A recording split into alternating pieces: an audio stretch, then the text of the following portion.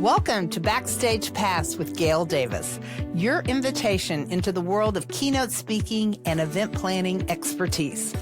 Join us as we pull back the curtain and dive into exclusive interviews with speaking industry experts. From seasoned speakers to master event planners, we're here to provide you with the ultimate backstage experience. Get ready to unlock valuable insights, tips, and strategies that will elevate your events and leave your audience inspired.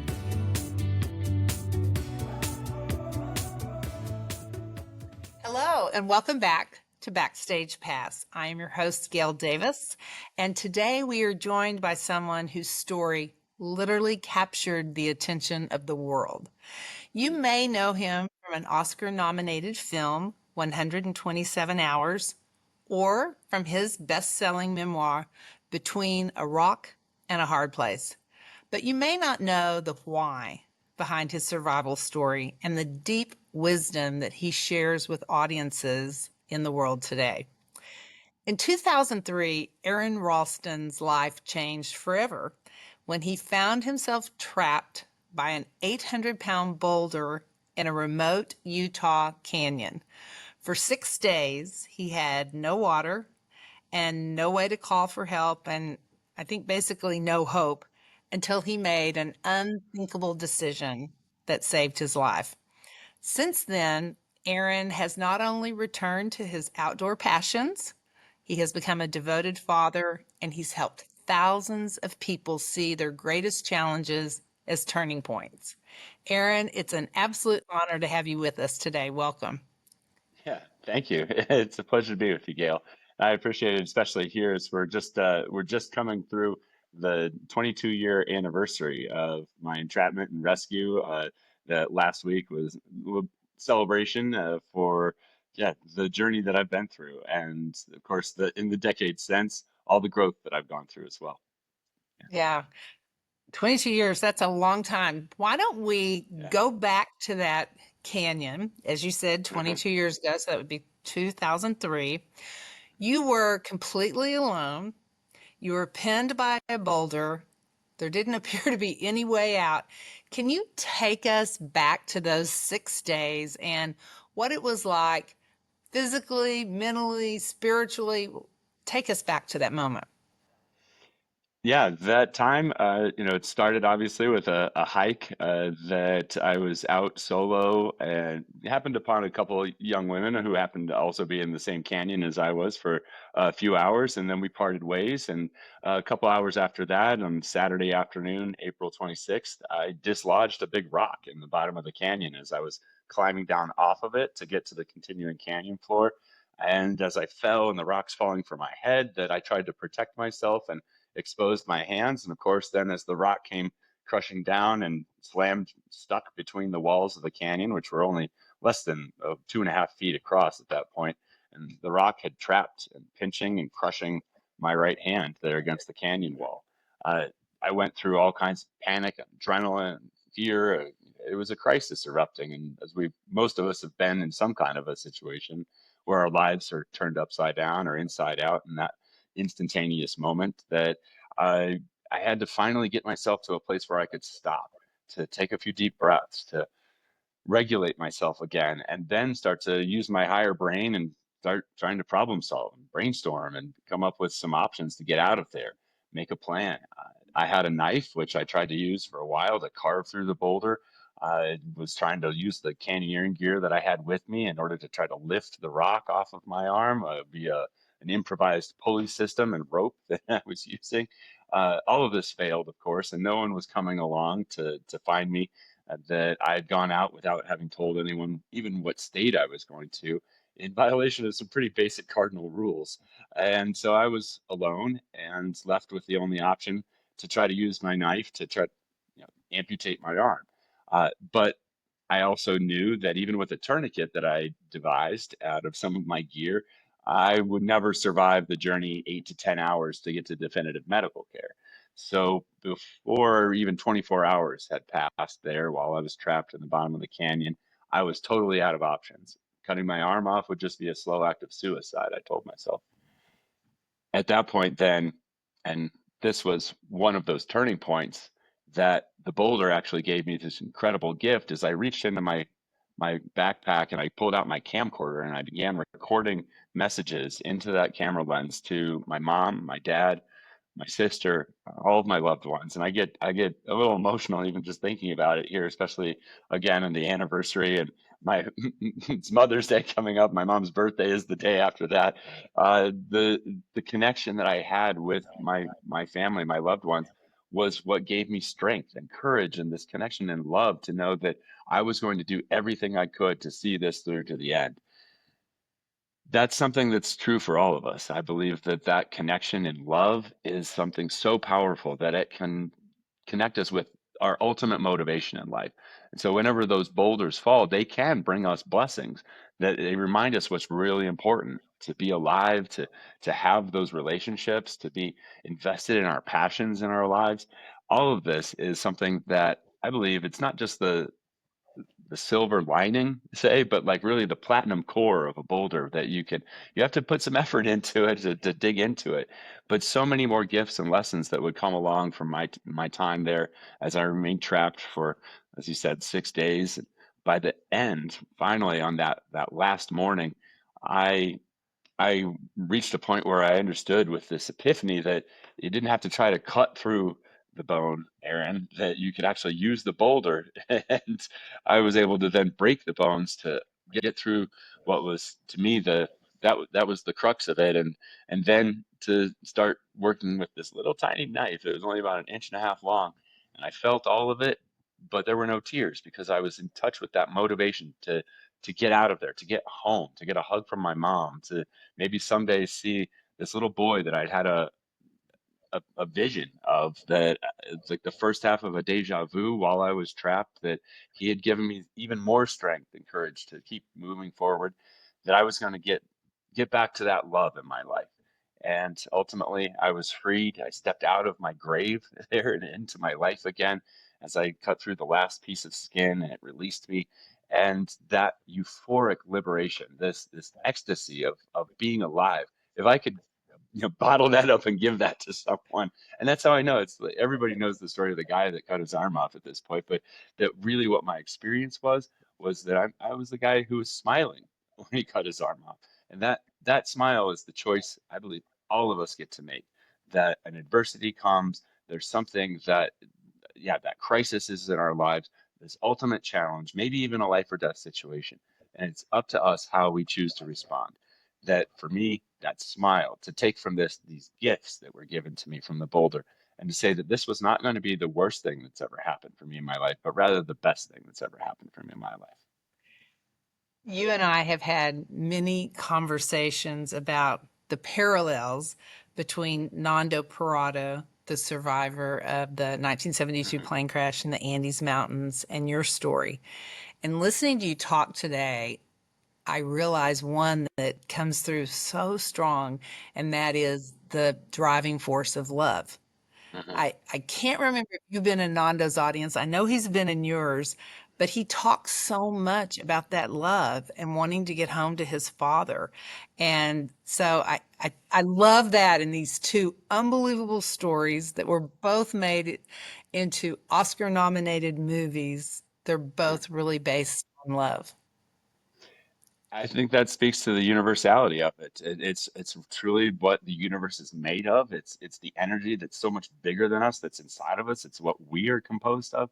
I think that it speaks to the yeah the underlying fundamentals that when we are in alignment with love, when we are in connection with love, that the world is open and we are in flow with the will of the universe that and when we're not that's where ultimately and I've been someone who's dealt with depression and mental health issues which have come largely from being at loggerheads with or just with in tension with those fundamental energies, and when you're disconnected from love, I've even been suicidally motivated in that way.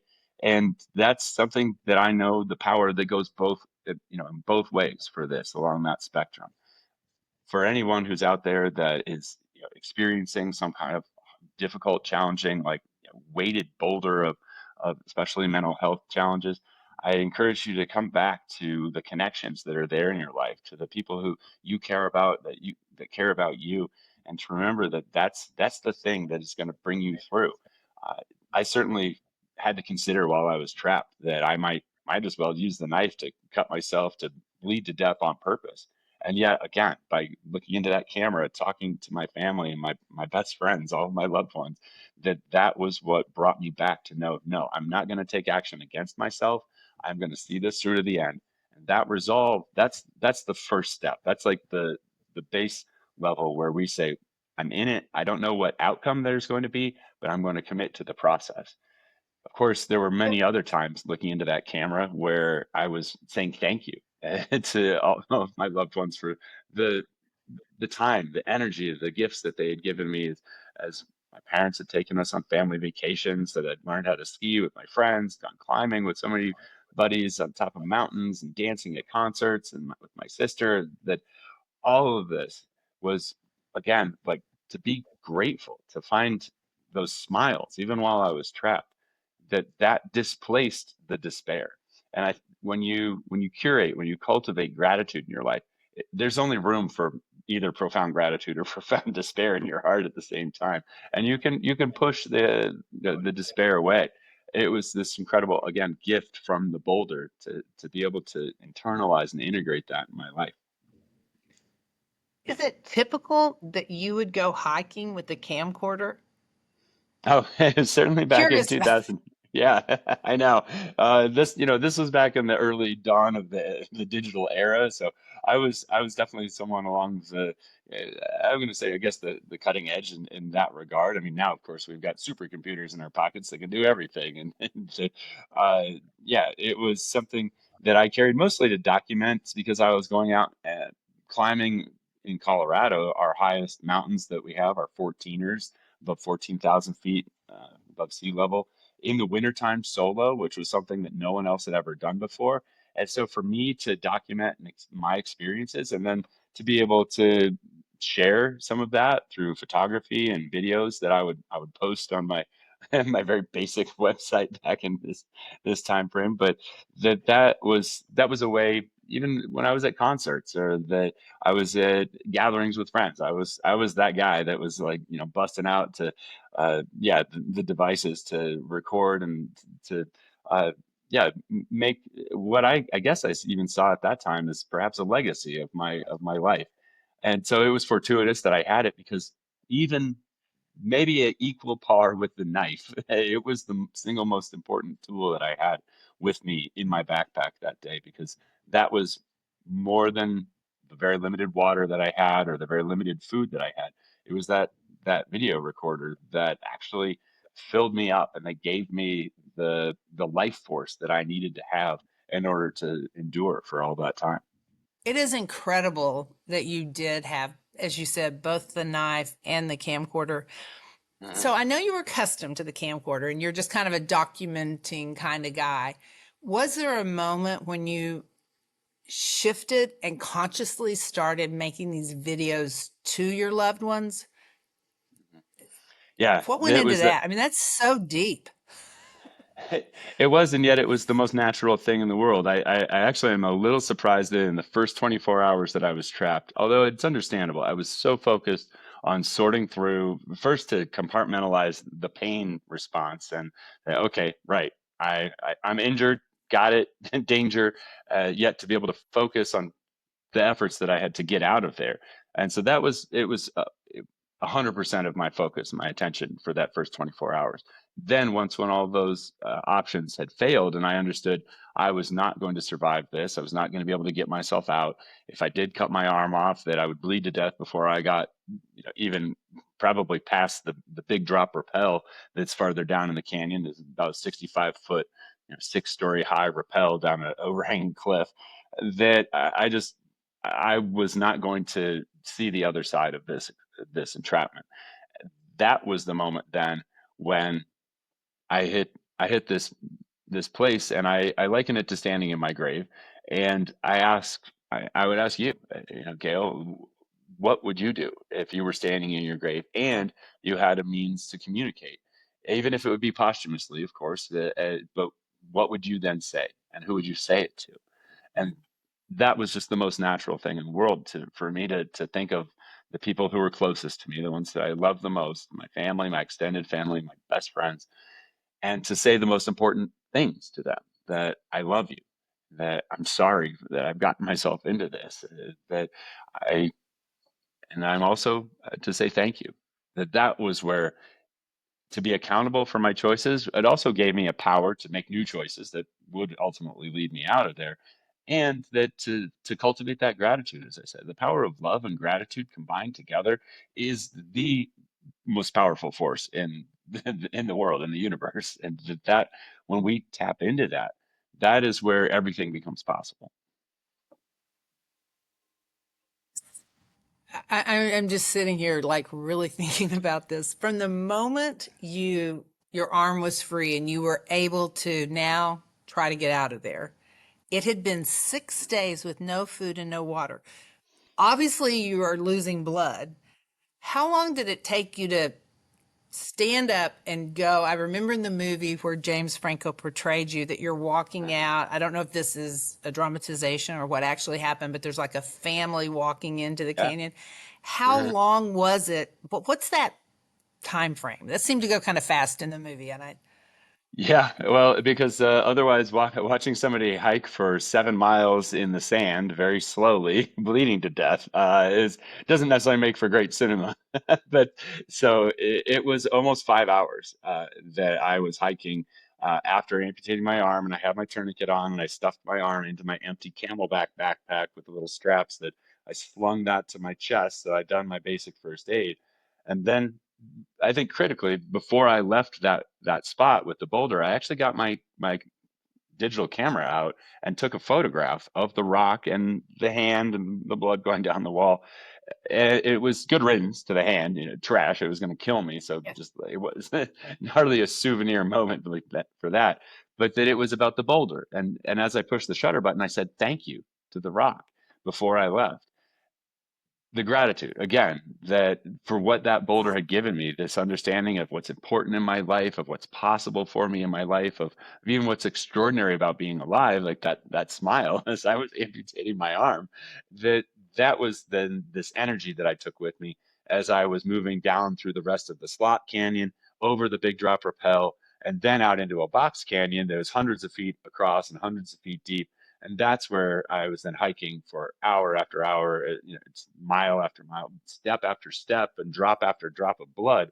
I lost almost 2 liters of blood over those hours, which is the fact that I was still even alive, let alone moving at the point when, yes, I came across a family who gathered up with me. They had a little bottle of water that the dad offered and two Oreo cookies that they gave me, and it was like banquet feast.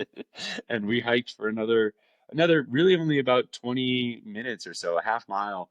And at that point was where all of a sudden I thought I was going to have a heart attack. That my yeah, my chest is like we're just resonating with this vibration, and then it's and it's a helicopter coming around so had and they it land. called ahead to arrange for the helicopter? Probably. It it was not the family, it was actually my mom, that she had spearheaded an entire search and rescue operation, unbeknownst to me, but I speculated that by this point, maybe my manager has gotten in touch with my family I didn't show up at work for a few days in a row, and so like he would start like wondering what had happened. My roommates would notice that I didn't show up, and as those events had played out of the canyon, but not with any specific knowledge of it, it just miraculously worked out that when I had minutes left to live and my mom had helped these rescuers locate my truck in the middle of the desert, and then the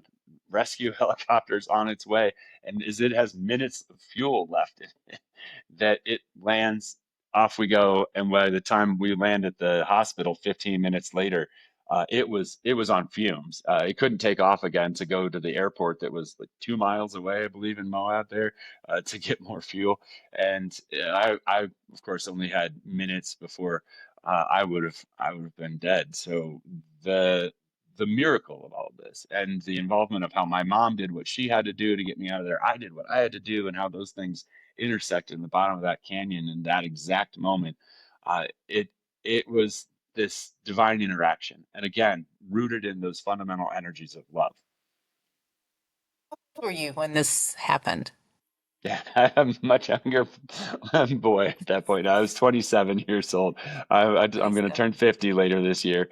Yeah, but to just have come through my other birthday, uh, that it's something that I celebrate. It's something that I look back on and I mark with gratitude for what that experience has given me and for what it's given the world. To me, to get to leave a legacy of my book, the film, as you mentioned. Uh, Being able to speak to audiences because there are people in every audience that I'm in front of who come up afterwards who share what it meant to them.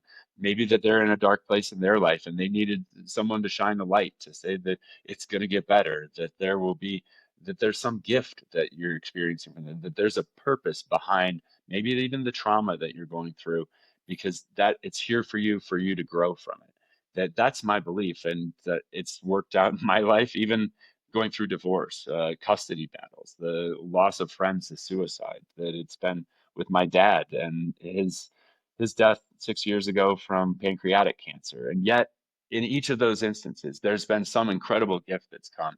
As my dad reinforced, his true legacy in my life is that, yeah, we don't get to control what happens to us. Maybe maybe cancer shows up. We do get to choose how we respond.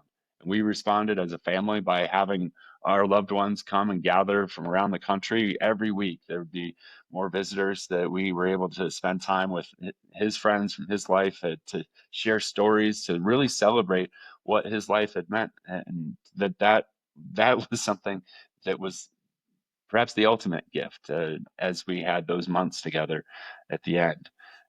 That's the choice we get to make. I believe very firmly in this choice mindset. The boulders are going to come, but what are we going to do with them? If we put the effort into it, that we're going to see them as opportunities to learn lessons, maybe to start anew, to try harder, to clarify what's important, to really to grow. That's how we become who we are here on this earth to become.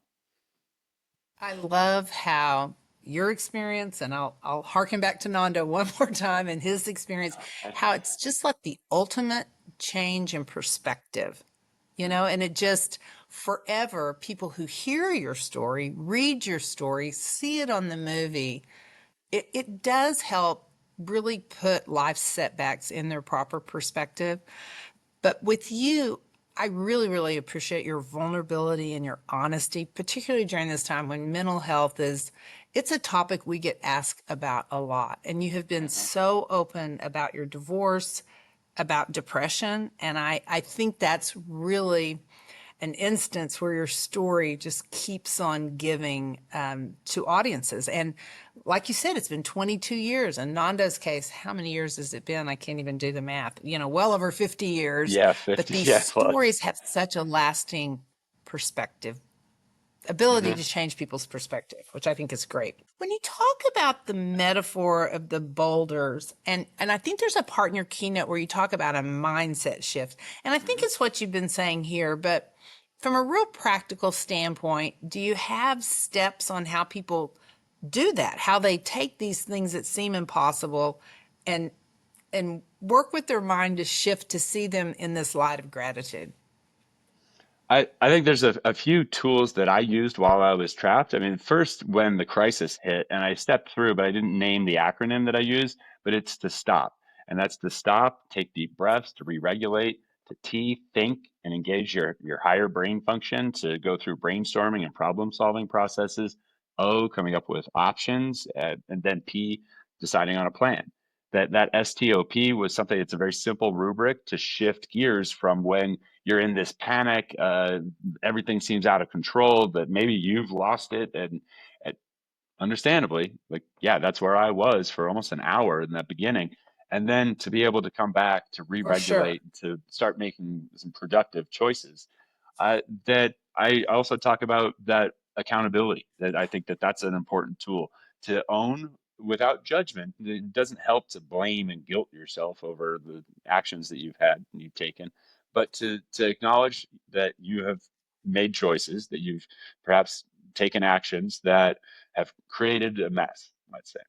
and that then without judgment to be able to move towards the process of, yeah, making new choices. That uh, that's how we can integrate the lessons are there for us. That's how we can heal and then to grow and just keep on adding love. That there's of course the shift I talked about from despair to gratitude, and how to practice gratitude to curate that, and that it will displace the other heavier, maybe more negative emotions that can clog you up when that, yeah, like nothing is good or bad except what we think of it, as Shakespeare said. That was exactly what my experience was while I was trapped there. That even while I was dying in my grave, that I was still smiling, looking into that camera and talking to my loved ones. So I believe that there are a lot of these kinds of tools. Now, yes, there's also, I mean, my engineering background, I'm very good at like how to break a problem down into steps and to take action, get off zero, and to keep moving, make progress, relentless forward progress, like all of that kind of stuff too. But I think that it's the emotional kind of aspect of how do you find the motivation to take the steps? 'Cause so often, like I know it has to be done, but I can get stuck in my life. Maybe I'm procrastinating something, but it's like, okay, so what are you afraid of that's keeping you from doing that thing? And then identify with, and I really mean like a connect and identify with that I am the thing that is more important than the fear that's holding me back from that. And like by the time I was there on the last night, that I'd etched my epitaph into the canyon wall, including my death month, April 2003. And even when it rolled over to May 1st at midnight that night, and I had to debate about like, do I scratch out April and write May? And like, and it's one of those very absurd sort of inflection points. But like, no, just leave it. You're never going to see the dawn. Hours later, in the middle of that darkest, hardest, loneliest night, I had this vision of this little boy, this 3.5-year-old with blonde hair and blue eyes, who's actually, doing his homeschooling up in his room right above me now. He's 15 years old. But that the first time I met him all those years ago was as this child who like comes bowling into me, and I scoop him up and we're just looking into each other, Daddy, let's play. And that gave me this charge, this like supercharge of love in the middle of that night. And a few hours later, I saw the dawn that I'd said I wasn't going to see because of that little boy. That that's so that super powerful experience in connecting with love. That then it shows you what's more important. I'm going to hold on to that. That's what I'm trying to get home to see my mom sitting on the stairs in our home, holding herself and saying, just hold on, Aaron, just hold on. Like I had a vision of her at a time when she was literally doing that very thing. And these connections, that's what gave me something that was more important than the fear of dying on the way out of there, of the pain that I would experience while I was amputating my arm. And that's why I was smiling as I went through it, because I was focused on what was more important than the pain. I want to go back to something. I feel confident I understood it correctly, but I want to make sure. So the Yeah. vision of the little boy was not your son at the time. It was actually a vision of some love you could feel in the future. Exactly. Yeah. It was at the time I was not married. I didn't have kids. I was a single, mountaineer out living in the wilderness most of the time.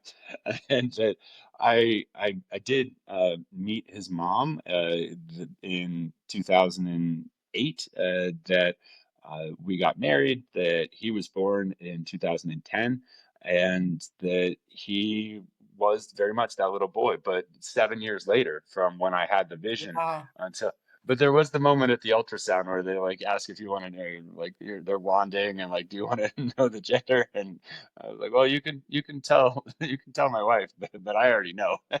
So yeah, it was a little boy, and yeah, sure enough, he had blonde hair and blue eyes in the end, and Yeah. even though I have brown hair and brown eyes, like that's just how it worked. But that was this That is again, so wild. yeah, evidence of divine interaction in our lives. Mhm. I love that. So the entrapment happened 22 years ago. When did you start public speaking? Oh, it was just a few months later.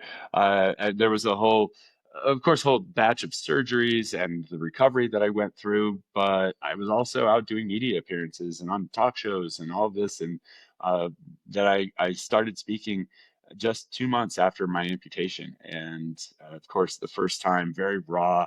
I typed out a speech, but it was like went through a box of Kleenex up at the lectern. It's like I spoke about character strengths that had helped me to move through this, and with a sense that like this was a great thing that I had experienced, but it wasn't just for me, that it's for all of us in the world as we all encounter these boulders in our lives.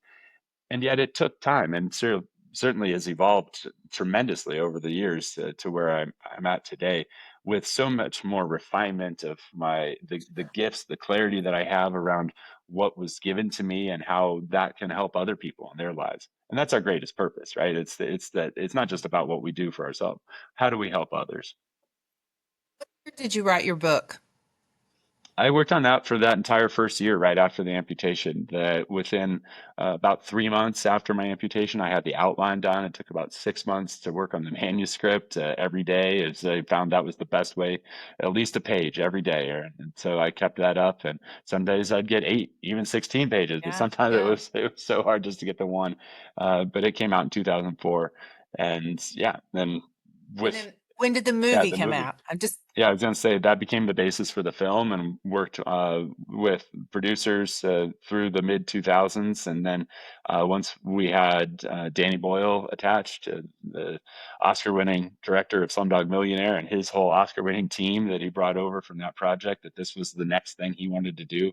By 2008, we were in discussion. 2009, had a contract and started the photography just a few months later, with James Franco, of course, out in the desert, trapped in the very slot where I was trapped. We shot on scene out there in the middle of the wilderness for a week, and it was surreal, of course, like being I'm like sure. a phantom inside my own memory of that experience, watching me, but somebody else like going through it.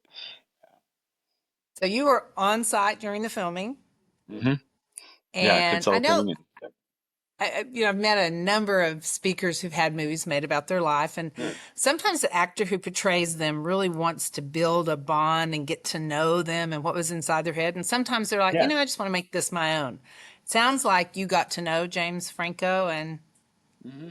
Oh work yeah, we closely worked with him. very closely. Yeah, of course there were some very personal exchanges that we needed to have so that he could watch the film that the film the video footage that I shot while I was trapped, so that he would be able to replicate that accurately, Yeah, and yeah. sharing with him about just the mechanics and the kind of the geometries of how I was trapped. And so, of course, only being able to use one hand in order to like pull on a climbing harness, or how to rig up ropes and tie knots above your head with one hand. The All of this technical that part of it. yeah, exactly. And of course, he picked up on mannerisms that I have, which when it came to the first premiere, and my mom sitting on one side of me, like squeezing my hand so tight that I thought I was going to lose that hand too, but my sister's on the other side, like giving me Charlie horses, like slapping my, he so got you. Oh, that's so you, like, like, yeah, yeah, he's a really good actor. You can stop like bruising my leg. So yeah, fun experience all the way through. It's such an honor to work with an incredible team. This is called Backstage Pass, so I have to ask all these Yeah. behind the scenes Oh yeah. questions. Did you get to go to the Oscars? I did. I walked the red carpet. I would not wish that experience on like my worst enemy. And I mean, it's fancy and it's fun in a way, but like the interviews nonstop, like it's 3 blocks long of every 5 feet. There's another interview that you do and you do and you do, and then you get to this wall of cameras and flash photography at the end, and everybody's shouting your name to get you to look into their camera and sequence. And uh, that part of it was a little overstimulating, but like being in the awards ceremony and getting to see all the celebrities around and watch the show on stage, it was a blast. And I got to take my wife at the time, so it was something we enjoyed together. Before we our marriage didn't last much longer after about a year after that, but that was for it was a time to make hay while the sun shined, and I was able Yeah. to go out, and I was doing 50, 60 speaking events a year at that point, and was just gone a lot, and it was tough to be in a Yeah, relationship where you're just not it there. is. Yeah, so it's at a better balance point, I'll say, for me in my life today, and having yeah, more time with my children to be engaged in their lives, and, like, playing lacrosse with them and taking them on scouts Oh, outings wow. and all, just like into, yeah, do the dad thing. Even being educational supervisor for like checking in with my son, making sure he's getting his art history work done. Oh, But I love that. all of that. Educational supervisor. I like that. Yeah. Well, a lot of us experienced that, 5 years ago, and I just was like, oh, I'm not going to do that again. But now he's older and he can self-manage quite a lot better. Okay, well, I love the timeline. I think it's so important because it happened in 2003. You worked on the book, got it out in 2004, movie 2009, and it's still a story that astounds audiences. So I think that's really key. And speaking of that, I'm Yeah. curious, Aaron, what audiences are you most often booked for? I know, in our industry, I tend to have these basic buckets Uh-huh. I think of: sales incentive trips, Yeah. sales kickoffs, leadership conferences, associations, various member organizations. When you reflect back, and you've done a lot of speaking, is there a bucket that resonates more that you're like, oh, that's my group? Or do you find that it transcends? Actually, it does. It's very universal in this. I mean, and I wouldn't say this necessarily about myself, but about the story that it's a timeless legend. That this and again, not to self-aggrandize, but that it's something that's iconic in a way. And then for people, any audience, to hear from the guy that had that experience is it resonates with college students, with communities who have speaking series, with YPO groups who have executives, uh, for, yeah, you mentioned about sales teams, leadership retreats, that there's all kinds of audiences that, because it's a universal experience, that we are going to go through trauma. We are going to go through hardship and challenge. Even the best sales teams at the very top, what's their biggest challenge? Well, next year the goals don't get easier; they get harder. The pressures on That's right. leadership, of when it's an association who's having a hard time recruiting and retaining a workforce, that there are so many challenges out there. And so what are we going to do with it? And that's my story. To say, okay, rather than that being a burden for you in your life and your experience, make it the best thing that's ever happened for you in your life by embracing it, welcoming it, because you know that it's going to bring you gifts and that it's going to help you grow. I love that. When you are finished speaking and people come up either for a book signing or just up to the stage to talk to you, what are they usually saying? Huh. I mean, they're talking about how inspiring and touched and moved that they've been, that they've felt a connection with something in their life.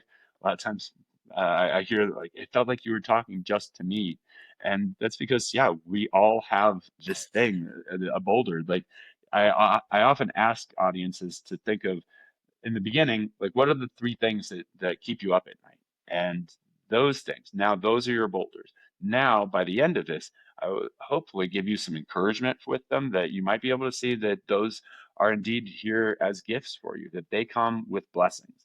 That it's the most meaningful, though, when it's someone who's gone through something difficult. Maybe they've lost a loved one that they're grieving in some way, that they've had an accident, even an amputation, maybe they've gone through cancer, that to help them to see.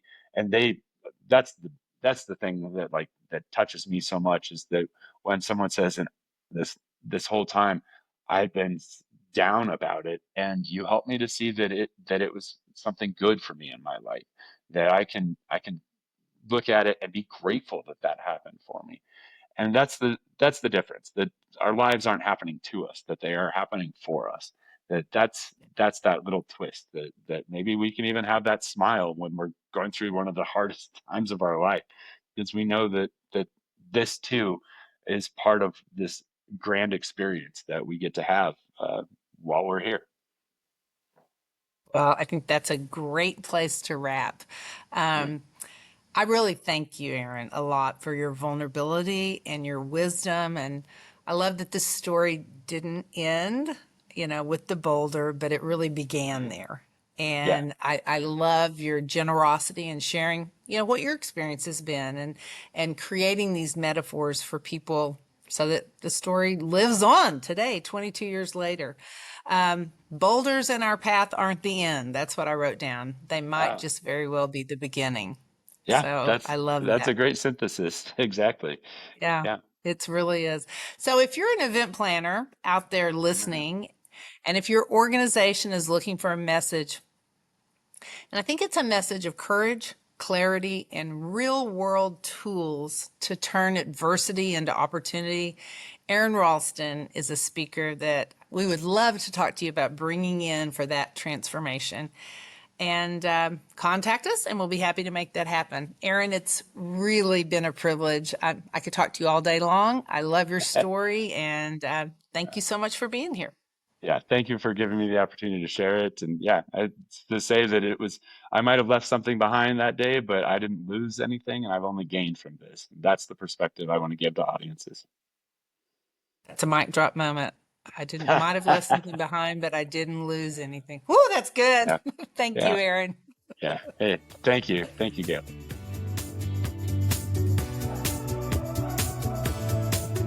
Thank you for joining us on Backstage Pass with Gail Davis. Tune in for more exclusive interviews and pro tips to elevate your events. Don't forget to subscribe and share your thoughts with us. We'll catch you next time behind the curtain on Backstage Pass.